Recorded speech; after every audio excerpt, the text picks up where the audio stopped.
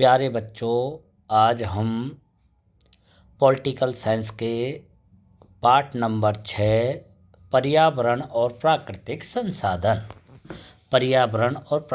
संसाधन के बारे में पढ़ाएंगे। वैश्विक राजनीति में पर्यावरण की चिंता क्यों? वैश्विक राजनीति में पर्यावरण की चिंता क्यों? विश्व में कृषि योग्य भूमि में उर्वरता की कमी होने, चारागाहों के चारे खत्म होने, मत्स्य भंडारों के घटने, जलाशयों में प्रदूषण बढ़ने से खाद्यान्न उत्पादन में कमी आ रही है। किसके उत्पादन में? खाद्य उत्पादन में। क्यों आ रही है? कृषि योग्य भूमि में उर्वरता की कमी हो रही है, चारागाहों के चारे खत्म हो रहे हैं, मत्स्य भंडारों के घटने और जलाशयों में प्रदूषण बढ़ने से। प्रदूषित पेयजल, स्वच्छता की सुविधा की कमी के कारण विकासशील देशों में 60 लाख से भी अधिक बच्चे प्रति माह मौत के शिकार हो रहे हैं। विकासशील देशों में 60 लाख से अधिक बच्चे प्रति वर्ष मौत के शिकार हो रहे हैं। किसके कारण? प्रदूषित पेयजल और स्वच्छता की सुविधा की कमी के कारण। प्राकृतिक वनों की अंधाधुंध कटाई से जैव विविधता में कमी आ रही है। किसके कारण? प्राकृतिक वनों की लगातार कटाई से। नंबर 4, वायुमंडल में ओजोन गैस की परत में छेद होने से पारिस्थितिकी तंत्र और मानव स्वास्थ्य पर खतरा मंडरा रहा है। वायुमंडल में ओजोन गैस की परत में छेद होने से पारिस्थितिकी तंत्र और मानव स्वास्थ्य पर खतरा मंडरा रहा है। समुद्री तटों पर बढ़ते प्रदूषण से समुद्री पर्यावरण की गुणवत्ता में भारी गिरावट आ रही है। समुद्री तटों पर बढ़ते प्रदूषण से समुद्री पर्यावरण की गुणवत्ता में भारी गिरावट आ रही है। नेक्स्ट टॉपिक है बेटाओ, पर्यावरण के मामले वैश्विक राजनीति के हिस्से हैं। पर्यावरण के मामले वैश्विक राजनीति के हिस्से हैं। इन मसलों में अधिकांश ऐसे हैं कि किसी एक देश की सरकार द्वारा इनका पूरा समाधान अकेले दम पर नहीं कर सकती। नंबर 2, पर्यावरण और प्राकृतिक संसाधनों के मसले इस अर्थ में भी राजनीतिक हैं कि पर्यावरण को नुकसान कौन पहुंचाता है, इस पर रोक लगाने की जिम्मेदारी किसकी है, कौन देश कितना ताकतवर है। नंबर 3, आर्थिक विकास के कारण पर्यावरण पर होने वाले असर की चिंता ने 1960 के दशक के बाद से राजनीतिक चरित्र ग्रहण किया। आर्थिक विकास के कारण पर्यावरण पर होने वाले असर की चिंता ने 1960 के दशक के बाद से राजनीतिक चरित्र ग्रहण किया। जैसे क्लब ऑफ रोम ने 1972 में लिमिट्स टू ग्रोथ पुस्तक द्वारा विश्व की बढ़ती जनसंख्या के आलोक में प्राकृतिक संसाधनों के विनाश के अंदेशे को व्यक्त किया। कौन सी पुस्तक में? लिमिट्स टू ग्रोथ में। कब? 1972 में। किसके द्वारा लिखी गई है? Club of Rome. इसमें विश्व की बढ़ती जनसंख्या के आलोक में प्राकृतिक संसाधनों के विनाश के अंदेशे को व्यक्त किया गया है। UNEP, जिसका पूरा नाम है संयुक्त राष्ट्र संघ पर्यावरण कार्यक्रम, UNEP संयुक्त राष्ट्र संघ पर्यावरण कार्यक्रम सहित अनेक अंतर्राष्ट्रीय संगठनों ने पर्यावरण से जुड़ी समस्याओं पर सम्मेलन करवाए।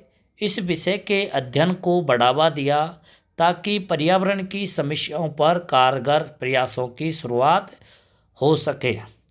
पृथ्वी सम्मेलन 1992 भूल जाता है बेटा। पृथ्वी सम्मेलन कब हुआ था? 1992 92 में।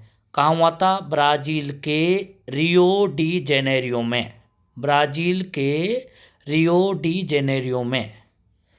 पृथ्वी सम्मेलन 1992। 1992 में संयुक्त राष्ट्र संघ का पर्यावरण और विकास के मुद्दे पर केंद्रित एक सम्मेलन ब्राज़ील के रियो डी जेनेरियो में हुआ, जिसे पृथ्वी सम्मेलन के नाम से जाना जाता है। इस सम्मेलन में यह बात खुलकर सामने आई कि विश्व के धनी और विकसित देश तथा गरीब और विकासशील देश पर्यावरण के अलग अलग एजेंडों के पैरोकार हैं। नंबर 2, रियो सम्मेलन में जलवायु परिवर्तन, जैव विविधता और बाकी के संबंध में कुछ नियम आचार निर्धारित हुए। किससे संबंधित? जलवायु परिवर्तन और जैव विविधता से संबंधित कुछ नियम आचार निर्धारित हुए। इसमें एजेंडा 21 के तहत विकास के कुछ तौर तरीके सुझाए गए हैं। एजेंडा 21 के तहत इसमें इस बात पर सहमति बनी कि आर्थिक विकास का तरीका ऐसा होना चाहिए इससे पर्यावरण को हानि न पहुँचे, इससे पर्यावरण को नुकसान नहीं पहुँचे। इसे टिकाऊ विकास का तरीका कहा गया है। कैसा? टिकाऊ विकास। नया आलोचकों का कहना है कि एजेंडा 21 का झुकाव पर्यावरण संरक्षण को सुनिश्चित करने की बजाय आर्थिक वृद्धि की ओर है। किसकी तरफ है? आर्थिक वृद्धि की ओर। नेक्स्ट टॉपिक है बेटाओ, विश्व की साझी संपदा की सुरक्षा। विश्व की साझी संपदा की सुरक्षा। विश्व के कुछ हिस्से और क्षेत्र किसी एक देश के संप्रभु क्षेत्र अधिकार से बाहर होते हैं, इसलिए उनका प्रबंधन साझे तौर पर अंतर्राष्ट्रीय समुदाय द्वारा किया जाता है। इन्हें वैश्विक साझी संपदा या मानवता साझी विरासत कहा जाता है। विश्व के कुछ हिस्से और क्षेत्र किसी एक देश के संप्रभु क्षेत्र अधिकार से बाहर होते हैं, इसलिए उनका प्रबंधन साझे तौर पर अंतर्राष्ट्रीय समुदाय द्वारा किया जाता है। इसे वैश्विक साझी संपदा या मानवता की साझी विरासत कहा जाता है। इसमें पृथ्वी का वायुमंडल, अंटार्कटिका, समुद्री सतह और बाहरी अंतरिक्ष है। इसमें किसको सम्मिलित किया गया है? पृथ्वी का वायुमंडल, अंटार्कटिका, समुद्री सतह और बाहरी अंतरिक्ष। नेक्स्ट टॉपिक है बेटाओ, वैश्विक संपदा की सुरक्षा की दिशा में कुछ महत्वपूर्ण समझौते हुए।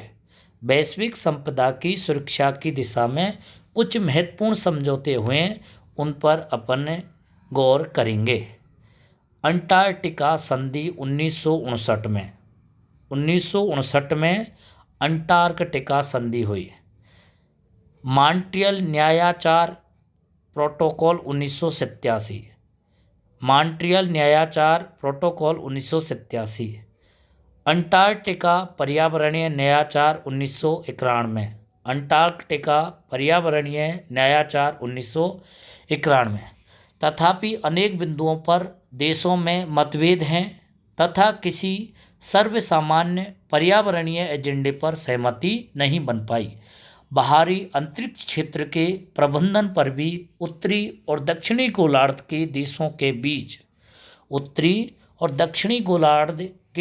के बीच मौजूदा असमानता का असर पड़ा है। धरती के वायुमंडल समुद्री सतह के समान यहाँ भी महत्वपूर्ण मसलों प्रौद्योगिकी और औद्योगिक विकास का है। किसका है? प्रौद्योगिकी और औद्योगिक विकास। पर्यावरण के संबंध में दक्षिणी और उत्तरी गोलार्ध के देशों के दृष्टिकोणों में अंतर पर्यावरण को लेकर उत्तरी और दक्षिणी गोलार्ध के दृष्टिकोणों में अंतर है। किसको लेकर? पर्यावरण को लेकर। नंबर 1, उत्तर के विकसित देश चाहते हैं कि पर्यावरण के संरक्षण में हर देश की जिम्मेदारी बराबर हो, जबकि दक्षिण के विकासशील देशों का कहना है कि विकसित देशों ने पर्यावरण को अधिक नुकसान पहुंचाया है, उन्हें इस नुकसान की भरपाई की ज़्यादा जिम्मेदारी उठानी चाहिए। उत्तर के विकसित देश चाहते हैं कि पर्यावरण के संरक्षण में हर देश की जिम्मेदारी बराबर हो, जबकि दक्षिण के विकासशील देशों का कहना है कि विकसित देशों ने पर्यावरण को अधिक हानि पहुंचाई है, उन्हें इस नुकसान की भरपाई की ज़्यादा जिम्मेदारी उठानी चाहिए। दूसरा, विकासशील देश अभी औद्योगिकीकरण की प्रक्रिया से गुजर रहे हैं। अभी औद्योगिकीकरण की दिशा से गुजर रहे हैं, इसलिए उन पर वे प्रतिबंध नहीं लगा जाए जो विकसित देशों पर लगाए जाने हैं। विकासशील देश अभी औद्योगिकरण की प्रक्रिया से गुजर रहे हैं, इसलिए उन पर वे प्रतिबंध न लगाए जो विकसित देशों पर लगाए जाने हैं। नेक्स्ट टॉपिक है बेटाओ, साझी तथा अलग अलग जिम्मेदारियां। साझी तथा अलग अलग जिम्मेदारियां 1992 में हुए पृथ्वी सम्मेलन में विकासशील देशों के उक्त तर्क को मान लिया गया। इसे साझी तथा अलग अलग जिम्मेदारी का सिद्धांत कहा गया। साझी तथा अलग अलग जिम्मेदारी का सिद्धांत कहा गया। जलवायु परिवर्तन से संबंधित संयुक्त राष्ट्र के नियमाचार 1992 में इस सिद्धांत को स्वीकार करते हुए संधि की गई। 1997 में क्योटो प्रोटोकॉल की बाध्यताओं से विकासशील देशों को मुक्त रखा गया है। क्योटो प्रोटोकॉल कब हुआ था? 1997 में। की बाध्यताओं से विकासशील देशों को मुक्त रखा गया। मुक्त यानी स्वतंत्र रखा गया है। नेक्स्ट टॉपिक है बेटाओ, साझी संपदा। साझी संपदा। साझी संपदा के पीछे मूल तर्क है कि ऐसे संसाधनों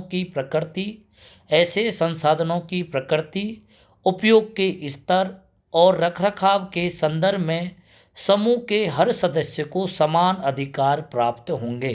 कैसे अधिकार? समान अधिकार और समान उत्तरदायित्व निभाने होंगे। लेकिन निजीकरण, गहनतर खेती, जनसंख्या वृद्धि, पारिस्थितिकी तंत्र की गिरावट समेत कई कारणों से पूरी दुनिया में साझी संपत्ति का आकार घट रहा है। साझी संपत्ति का आकार घट रहा है। क्यों? निजीकरण के कारण, गहनतर खेती के कारण, जनसंख्या वृद्धि के कारण और पारिस्थितिकी तंत्र के कारण। उसकी गुणवत्ता और गरीबी को उसकी उपलब्धता कम हो रही है। नेक्स्ट टॉपिक है बेटाओ, पर्यावरण के मसले में भारत का पक्ष। पर्यावरण के मसले में भारत का पक्ष। भारत ने 2002 में क्योटो प्रोटोकॉल 1997 पर हस्ताक्षर किए। बेटा पूछ सकते हैं, भारत ने क्योटो प्रोटोकॉल पर हस्ताक्षर कब किए? 2002 में। इसका अनुमोदन भी किया। भारत, चीन तथा अन्य विकासशील देशों को क्योटो प्रोटोकॉल की बाध्यताओं से छूट दी गई है। क्या दी गई है? छूट। क्योंकि औद्योगिकीकरण के दौर में ग्रीन हाउस गैसों के उत्सर्जन के मामले में इनका कुछ खास योगदान नहीं है। यानी ये देश ग्रीन हाउस गैसों का उत्सर्जन बहुत ही कम कर रहे हैं। लेकिन क्योटो प्रोटोकॉल के आलोचकों ने कहा कि भारत और चीन आदि देशों को जल्दी ही क्योटो प्रोटोकॉल की बाध्यताओं को मानना चाहिए। भारत ने इस संबंध में अपने पक्ष को निम्न प्रकार रखा। पक्ष क्या है भारत की तरफ से? 2005 के जून में ग्रुप 8 के देशों की बैठक में भारत ने बताया कि विकासशील देशों में ग्रीन हाउस गैसों की प्रति व्यक्ति उत्सर्जन दर विकसित देशों की तुलना में नाम मात्र की है। यानी जो विकासशील देश हैं वो ग्रीन हाउस गैसों का उत्सर्जन विकसित देशों की तुलना में बहुत ही कम यानी नाम मात्र का कर रहे हैं। ग्रीन हाउस गैसों के उत्सर्जन दर में कमी करने की सबसे ज़्यादा जिम्मेदारी विकसित देशों की है। किसकी जिम्मेदारी है? विकसित देशों की। नंबर 2, भारत पर्यावरण से जुड़े अंतर्राष्ट्रीय मसलों में ज़्यादातर ऐतिहासिक उत्तरदायित्व का तर्क रखता है कि ग्रीन हाउस गैसों के रिसाव की ऐतिहासिक और मौजूदा जवाबदेही ज़्यादातर विकसित देशों की है। नंबर 3 है तेजी से औद्योगिक होते देश जैसे चीन व भारत आदि देशों को नियमाचार की बाध्यताओं को पालन करते हुए ग्रीन हाउस गैसों के उत्सर्जन को कम करना चाहिए। संयुक्त राष्ट्र संघ के नियमाचार के अंतर्गत चली इस चर्चा के जवाब में भारत का कहना है कि यह बात इस नियमाचार की मूल भावना के विरुद्ध है, क्योंकि भारत में 2030 तक कार्बन का प्रति व्यक्ति उत्सर्जन विश्व के औसत के आधे से भी कम होगा। भारत में 2030 तक कार्बन का प्रति व्यक्ति उत्सर्जन विश्व के औसत के आधे से भी कम होगा। नंबर 4, भारत की सरकार विभिन्न कार्यक्रम जैसे वाहनों के लिए स्वच्छतर ईंधन अनिवार्य करना, 2001 में ऊर्जा संरक्षण अधिनियम पारित करना, 2001 में ऊर्जा संरक्षण अधिनियम, 2003 में बिजली अधिनियम में नवीकरणीय ऊर्जा के इस्तेमाल को बढ़ावा देना, 2011-12 में बायोडीजल को तैयार कर उसका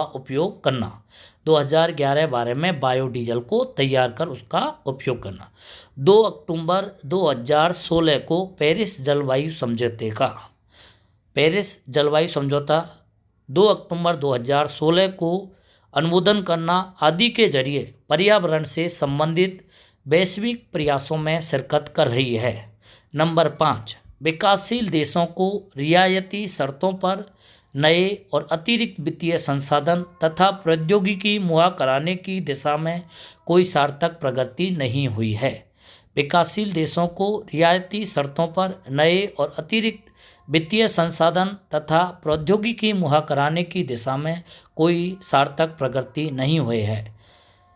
नंबर 6, भारत चाहता है कि दक्षिण के देश पर्यावरण के प्रमुख मुद्दों पर समान राय बनाएं ताकि इस क्षेत्र की आवाज़ बजनी हो सके। भारत चाहता है कि दक्षिण के देश पर्यावरण के प्रमुख मुद्दों पर समान राय बनाएं ताकि इस क्षेत्र की आवाज़ बजनी हो सके। नेक्स्ट टॉपिक है बिटाओ पर्यावरण आंदोलन। पर्यावरण की चुनौतियों के मद्देनज़र कुछ महत्वपूर्ण पहल पर्यावरण के प्रति सचेत कार्यकर्ताओं ने की। इन कार्यकर्ताओं में कुछ तो अंतर्राष्ट्रीय स्तर पर और बाकी स्थानीय स्तर पर सक्रिय हैं। नंबर 1, वनों की कटाई के विरुद्ध आंदोलन। दक्षिण देशों के वन आंदोलनों पर बहुत दबाव है। इसके बावजूद तीसरी दुनिया के विभिन्न देशों में वनों की कटाई खतरनाक गति से जारी है। पहला कौन सा था? वनों की कटाई के विरुद्ध आंदोलन। दूसरा है खनिज उद्योगों के विरुद्ध आंदोलन। खनिज उद्योग रसायनों का भरपूर उपयोग करता है, भूमि और जल मार्गों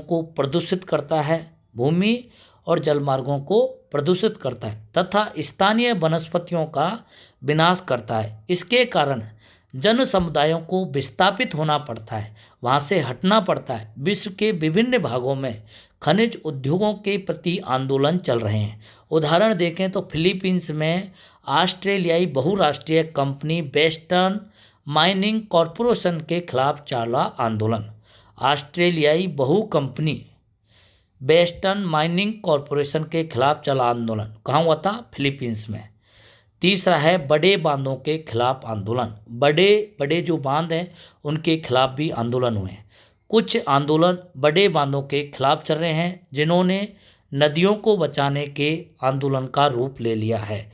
1980 के दशक में विश्व का पहला बांध विरोधी आंदोलन दक्षिणी गोलार्ध में ऑस्ट्रेलिया में फ्रैंकलिन नदी तथा इसके परिवर्ती वनों को बचाने के लिए चला था। विश्व का पहला बांध विरोधी आंदोलन कहाँ चला था? दक्षिणी गोलार्ध में ऑस्ट्रेलिया में फ्रैंकलिन नदी और उसके परिवर्ती वन को बचाने के लिए। भारत में चले बांध विरोधी आंदोलनों में नर्मदा आंदोलन सबसे ज़्यादा प्रसिद्ध है। नर्मदा आंदोलन कहाँ चला था? भारत में। और फ्रैंकलिन नदी और वनों को बचाने वाला आंदोलन ऑस्ट्रेलिया में। नेक्स्ट टॉपिक है बेटाओ संसाधनों की भू राजनीति। संसाधनों की भू राजनीति किसे, क्या, कब, कहाँ और कैसे हासिल होता है। किसे, क्या, कब और कैसे हासिल होता है। संसाधनों की भू राजनीति इन्हीं सवालों से जूझती है। यूरोपीय ताकतों के विश्वव्यापी प्रसार का एक मुख्य साधन और मकसद संसाधन रहे हैं। संसाधनों को लेकर राज्यों के बीच तनातनी हुई है। संसाधनों से जुड़ी भू राजनीति को पश्चिमी दुनिया ने ज़्यादातर व्यापारिक संबंध, युद्ध, शक्ति के संदर्भ में सोचा। इस सोच के मूल में था विदेश में संसाधनों की मौजूदगी तथा समुद्री नौवहन में समता। विदेश में संसाधनों की मौजूदगी तथा समुद्री नौवहन में दक्षता।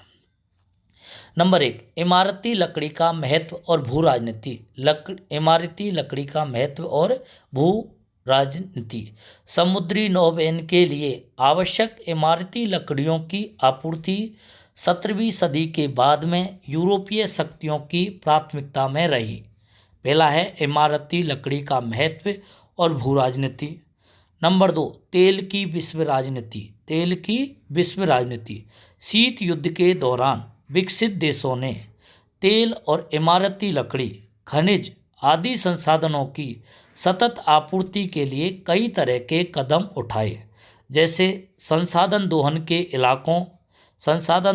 इलाकों, समुद्री परिवहन मार्गों के इर्द गिर्द सेना की तैनाती, महत्वपूर्ण संसाधनों का भंडारण, संसाधनों के उत्पादक देशों में मनपसंद सरकारों की बहाली, बहुराष्ट्रीय निगमों और अपने हित साधक अंतर्राष्ट्रीय समझौतों को समर्थन देना आदि।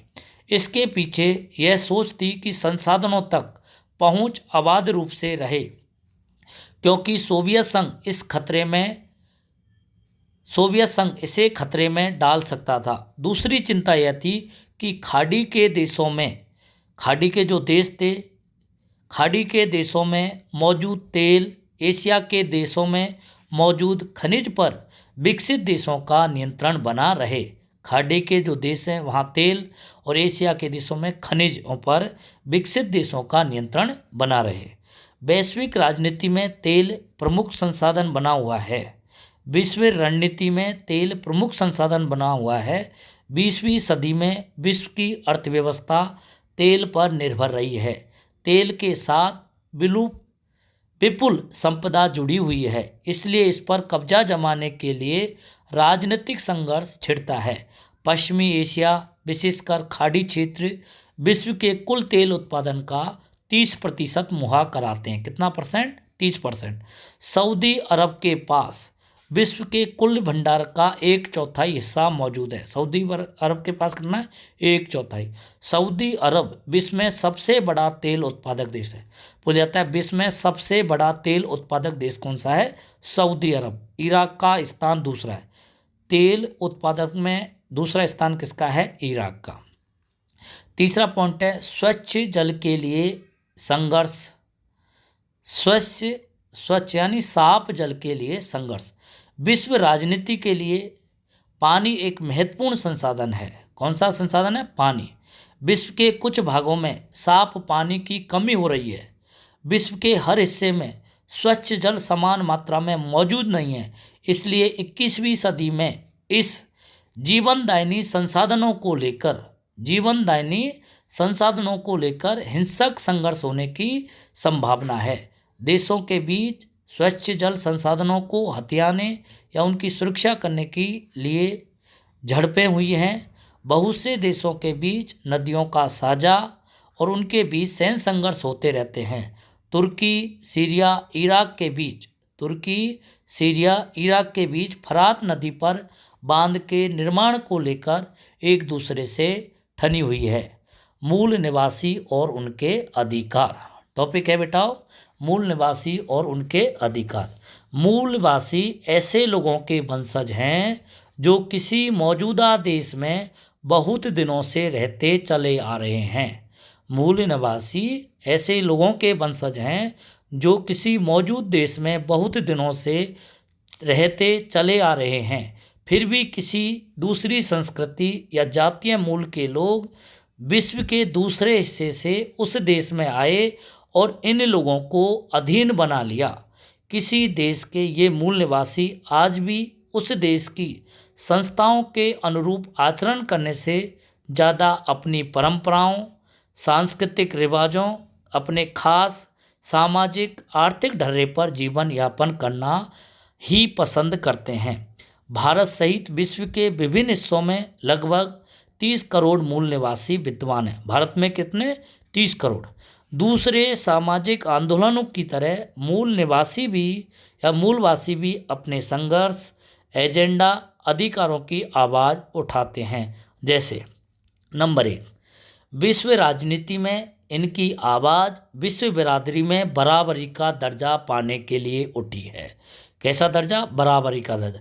इन्हें आदिवासी कहा जाता है। सरकारों से इनकी मांग है कि इन्हें मूलवासी कौम के रूप में स्वतंत्र पहचान रखने वाला समुदाय माना जाए। ये अपने मूलवास स्थान पर अपने अधिकार की दावेदारी प्रस्तुत करते हैं। नंबर 2, भारत में इसे अनुसूचित जनजाति शेड्यूल ट्राइब्स के रूप में जाना जाता है। ये अपने जीवन यापन के लिए खेती पर निर्भर है। किस पर है? खेती पर। आज़ादी के बाद चली विकास परियोजनाओं में इन लोगों को बड़ी संख्या में विस्थापित होना पड़ा था। आज़ादी के बाद चली विकास की योजनाओं में इन लोगों को बड़ी संख्या में विस्थापित होना पड़ा। 1975 में संयुक्त राष्ट्र संघ में मूलवासी लोगों की 20% का गठन हुआ। पूछ सकते हैं बेटा, मूलवासी लोगों की 20% का गठन संयुक्त राष्ट्र संघ ने कब किया? 1975 में। इसके अतिरिक्त आदिवासियों के सरोकारों से संबंध 10 अन्य स्वयंसेवी संगठनों को भी यह दर्जा दिया गया है।